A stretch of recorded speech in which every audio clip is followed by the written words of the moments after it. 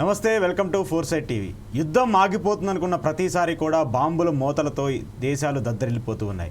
ఇటు Iran Israel యుద్ధం ఏదైతే మొదలవుతూ వచ్చిందో అప్పటి నుంచి కూడా అమెరికా బేకర్ దాడులను పెంచుతూ వచ్చింది. ఇప్పటికీ కూడా అమెరికా తన దాడులపైన కూడా వెనక్కి తగ్గట్లేదు. అలాగే ఇజ్రాయెల్ కూడా వెనక్కి తగ్గుతున్నటువంటి పరిస్థితి అయితే కనిపించట్లేదు. ఈ ఇష్యూ మీద కూడా అన్ని దేశాలు కూడా ఆగ్రహం వ్యక్తం చేస్తూ ఉన్నాయి. ఇప్పటికే అన్ని దేశాలు కూడా క్రైసిస్ని ఎదుర్కొంటూ వస్తున్నాయి. ఇప్పటికీ కూడా ఈ అంశం మీద భారత్లో అనేక ఇబ్బందులు ఎదుర్కొంటూ వస్తుంది. ఒక పక్క పెట్రోల్ కావచ్చు, గ్యాస్ కావచ్చు, ఇలాంటి అంశాలను కూడా మనం చూస్తున్నాం. ముఖ్యంగా గల్ఫ్ దేశాలన్నీ కూడా ఇంధనానికి సంబంధించిన అంశాల మీద డిపెండ్ అయి ఉంటూ ఉంటాయి.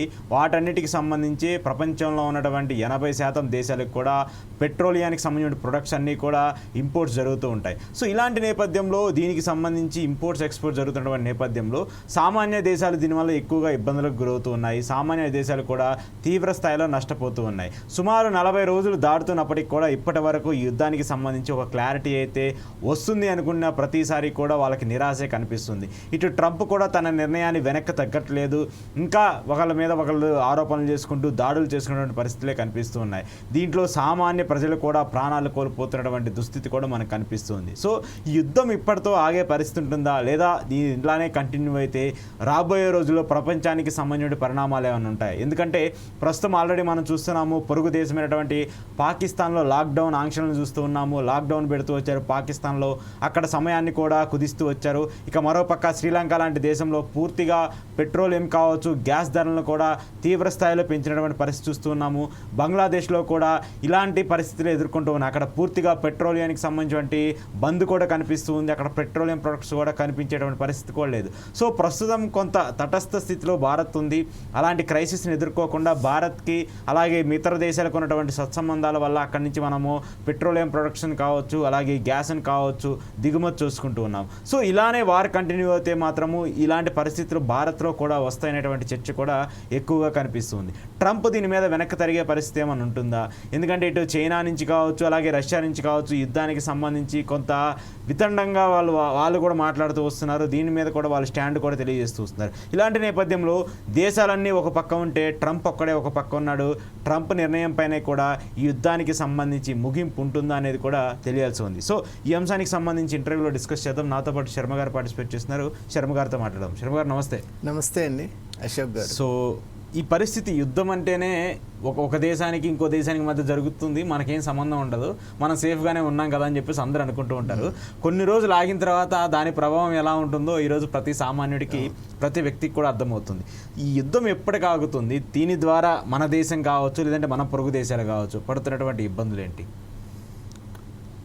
అశోక్ గారు, మనం ఒక విషయాన్ని ముందు గ్రహించాలి. అదేమిటి అంటే, ముఖ్యంగా అమెరికా ఒక క్లారిటీతో ముందుకు వెళ్తుంది. మనం ప్రపంచ దేశాలని గనుక ఒక్కసారి గమనించినట్టయితే ప్రతి దేశం కూడా తన స్టాండ్ పాయింట్ ఆఫ్ వ్యూను ఒకసారి ప్రతిపాదన, తర్వాత వెనక్కి రావడం, తటస్థంగా ఉండడం, ఇలా భిన్న భిన్న వైఖరులు మనం చూస్తున్నటువంటి నేపథ్యంలో భారత్ కూడా తటస్థంగా ఉందని మీరు చెప్పిన మాట వాస్తవమే ప్రస్తుతానికైతే. అయితే అమెరికా యొక్క లక్ష్యం ఏంటి అంటే, ఇరాన్ దగ్గర న్యూక్లియర్ ఫెసిలిటీ ఉండరాదు అని. Okay, that's the intention. ఆ ప్రైమల్ ఇంటెన్షన్తోనే యుద్ధానికి తెగించింది అమెరికా. అసలు మనం ఒకసారి టోపోగ్రాఫికల్గా మనం చూసినట్టయితే ఇరాన్ యొక్క స్ట్రాటజిక్ పొజిషనింగ్ ఎలా ఉంది, అలాగే ఇరాన్కు ఒక యాక్సెస్ పవర్స్ ఉన్నాయి. అవేంటి అంటే, ఇరాన్ ఈ సపోర్టింగ్ 3 మిలిటరీ గ్రూప్స్. ఓకే, ఒకటి హమాస్, పాలస్తీన్లో మనం చూసాం. అలాగే హౌతీస్, యెమెన్లో మనం చూసాం. అలాగే హెజ్బుల్లా అంటారు, హెజ్బ్స్, వాళ్ళు ఇక్కడ మనకు ఈ లిబియా అండ్ సరౌండింగ్ ఏరియాస్లో ఇప్పుడు మనం బీరూట్ ఇవన్నీ చూస్తున్నాం. లెబనాన్ అంటాం కదా, ఆ లెబనాన్ ప్రాంతంలో హెజ్బ్స్ యొక్క ప్రజెన్స్ చాలా ఎక్కువ ఉంది. అలా మనం చూసినట్టయితే హమాస్, హెజ్బుల్లా, హౌతీ, ఈ 3 గ్రూపులకు ఇరాన్ నాయకత్వం వహిస్తుంది. ఓకే, దానితో అక్కడ ఉన్నటువంటి ఒక రీజనల్ సుప్రీమసీని ఇరాన్ పొందుతోంది. అలాగే అక్కడ షియా పాపులేషన్ కూడా చాలా ఎక్కువ. మనం ఇస్లాం యొక్క డెనామినేషన్లో మనం చూసినట్టయితే షియా అండ్ సున్నీ అనేటువంటివి 2 ప్రముఖ వర్గాలుగా ఉంటాయి. వాటిలో షియా ప్రాధాన్యత కలిగినటువంటి దేశం ఇరాన్. మరి అటువంటి ప్రాధాన్యత ఉన్నటువంటి ఇరాన్ ఎలాంటి ఆలోచనలు చేస్తోంది, అలాగే న్యూక్లియర్ వెపన్స్ కావాల్సినటువంటి యురేనియం ప్యూరిఫికేషన్ ప్లాంట్స్ను అండర్ గ్రౌండ్లో అది చాలా చక్కగా ఎస్టాబ్లిష్ చేసింది. ఓకే, అంటే యురేనియం శుద్ధి చేసేటువంటి కర్మాగారాలు. అలాగే మనం చూసాం ఇరాన్లో ఉన్నటువంటి ప్రముఖ శాస్త్రవేత్తలు ఎవరైతే ఉన్నారో వాళ్ళందరూ కూడా they are on a secret operation. They want to build the nuclear weapon which could destroy the entire world. మరి అలాంటి కొన్ని ఆలోచనలు అంటే సెల్ఫ్ ప్రొటెక్షన్ కోసం కూడా వాడుకోవచ్చు. ఎప్పుడు కూడా ఒక వెపన్ చేస్తున్నామంటే it does not mean that they want to disturb the world, కానీ to assert their supremacy they are doing this project అని అనుకోవచ్చు. అయితే ఇరాన్ ఇచ్చేటువంటి సమాధానం ఏంటి అంటే, మాకున్నటువంటి ఎలక్ట్రిసిటీ అండ్ ఎనర్జీ నీడ్స్ ఏవైతే వేరీడ్గా ఉన్నాయో ఆ వేరీడ్ నీడ్స్ను కాపాడుకోవడం కోసం, వాటి సామర్థ్యాన్ని మేము కరెక్ట్గా మీట్ అవ్వటం కోసం మేము యురేనియంను వాడుతున్నామని ఒక వాదన తీసుకొచ్చింది. కానీ దాంతో విభేదించినటువంటి అమెరికా, మనం చూసినట్టయితే ఇరాన్ వార్ ఇంత తీవ్రం కావడానికి మూల కారణం ఇజ్రాయెల్ ప్యాలెస్టైన్ వార్గా మనం చెప్పుకోవాలి. ఓకే, ఆ సమయంలో హమాస్ గ్రూప్స్ ఏ విధంగా ఇరాన్ నుంచి సపోర్ట్ తీసుకున్నాయో, ఇరాన్ ఏ విధంగా అండర్ గ్రౌండ్ నుంచి సంకేతాలు, అలాగే support, direction, weaponry, in fact strategic direction ఇచ్చిందో దాన్ని చక్కగా గమనించినటువంటి అమెరికా అసలు ఇటువంటి ఫ్యూచర్లో ఇంకా ఎటువంటి ముప్పు వస్తుందో అనేటువంటి ఒక ఆలోచన, అంటే ఫ్యూచరిస్టిక్గా ఒక ఆలోచన చేసి ఇరాన్ వద్ద ఎటువంటి న్యూక్లియర్ ఫెసిలిటీ ఉండరాదు, that country should be free from nuclear Arsenal అనేటువంటి ఒక అభిప్రాయంతో ఈ యొక్క వార్ అనేటువంటిది ఇనిషియేట్ చేసింది. ఇంకొక ఐడియా బిహైండ్ దిస్ వార్ ఏంటి అంటే, మనం ఇరాన్లో చూసినట్టయితే అక్కడ ప్రజాస్వామికమైనటువంటి ఒక పరిపాలనా విధానం లేదు. ఎవరైతే ప్రజాస్వామ్యం వైపు, అలాగే అక్కడ ఉన్నటువంటి ప్రభుత్వాన్ని కనుక నిరసిస్తే కళాకారులు కానివచ్చు, కానీ సామాన్య ప్రజలు కానివచ్చు, అలాగే ప్రభుత్వ ఉద్యోగులైనా సరే వాళ్లకు దారుణమైన శిక్షలు ఉన్నాయి. అంటే ఓపెన్ కిల్లింగ్, మ్యాస్ కిల్లింగ్, అలాగే ఇక్కడ మనకు వాళ్ళు ముస్లిం స్త్రీలు వేసుకునేటువంటి ఒక అప్పర్ దాని మీద కూడా ఏమాత్రం సడలించినా కూడా కఠిన శిక్షలు, కొన్నిసార్లు మరణశిక్ష కూడా వేశారు. అలాంటి కేస్ స్టడీస్ కూడా మనం చూసాం. కాబట్టి ప్రజల్లో ఒక రకంగా పరిపాలనలో మార్పు కోరుకుంటున్నారు, ఒక ఫ్రీడమ్ కోరుకుంటున్నారు అని భావించి అమెరికా సోషలాజికల్ ఇంపాక్ట్ తీసుకొని మేము వచ్చే ప్రయత్నం చేస్తున్నామని కూడా వారి విషయంలో ముందుకెళ్తాం. కానీ ఇక్కడ ఒక థింగ్ ఏంటంటే సార్, ఇప్పుడు ఇది యుద్ధం జరుగుతుంది, మెయిన్గా మన సౌత్కి సంబంధించినటువంటి, అంటే ఇప్పుడు మన ఉన్నటువంటి మన దేశాలు ఏవైతే ఉన్నాయో ఏషియాకి సంబంధించినటువంటి దేశాలు ఎక్కువగా నష్టపోతూ ఉన్నాయి.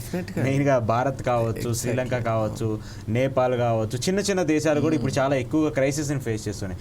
సరే, మనకు ఉన్నటువంటి సత్సంబంధాల వల్ల వీఆర్ ఫైన్ నౌ, కొంచెం ఇప్పుడు మనం బెటర్గా ఫీల్ అవుతున్నాం.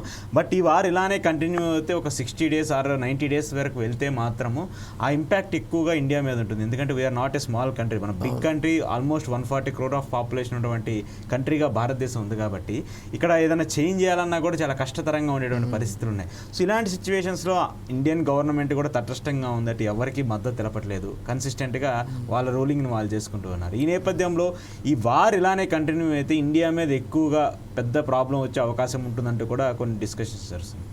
డెఫినెట్గా అండి, మీరు అన్నది అక్షర సత్యం. ఎందువల్ల అంటే భారత్కు నిజంగా ఈ యుద్ధం కనుక కొనసాగి కంటిన్యూ అయితే కనుక పెను ప్రమాదాలు కాచుకొని ఉన్నాయి.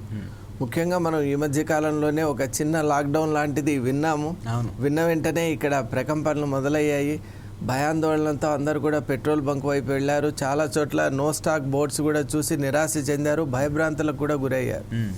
అంటే ఇది చాలా ఒక చిన్న ట్రైలర్ లాంటిదే. ఓకే, అసలు మనం కనుక ముందుకు వెళ్ళినట్టయితే మీరు అన్నట్టు యుద్ధం కొనసాగితే చాలా విపరీతమైనటువంటి ప్రమాదాలు ఉంటాయి. ముఖ్యంగా పాపులేషన్ వైజ్ ప్రపంచంలోనే మనం అందరికంటే we're number 1 in numero uno అంటారు, ఇన్ పాపులేషన్. మరి అలాంటి నేపథ్యంలో ఇంతమంది ప్రజలకు వాళ్ళ అవసరాల్ని మనం ఎలా తీర్చగలం? ముఖ్యంగా ఇంధనం అనేటువంటిది సమాజాన్ని నడిపేటువంటి శక్తి కలిగినటువంటి ఇంధనం మనం ఎలా సమకూర్చుకోవాలి? అప్పటికీ భారతదేశం నలుమూలలా కూడా ప్రయత్నం చేస్తుంది. ఇటు అర్జెంటీనా కావచ్చు, మనం కొన్ని వినని దేశాల పేర్లు కూడా వింటున్నాం. అలాగే రష్యా కూడా మంచి సంబంధాలు ఉండటం వల్ల ఏ దేశానికి నిరాకరించినా భారత్కు నిరాకరించడం అనేటువంటి ఒక స్వరం కూడా వినిపించింది. అలాగే మనం ఊహించినటువంటి కొన్ని ఇతర మార్గాల ద్వారా కూడా మనం ఇంధనాన్ని సమకూర్చుకుంటున్నాం.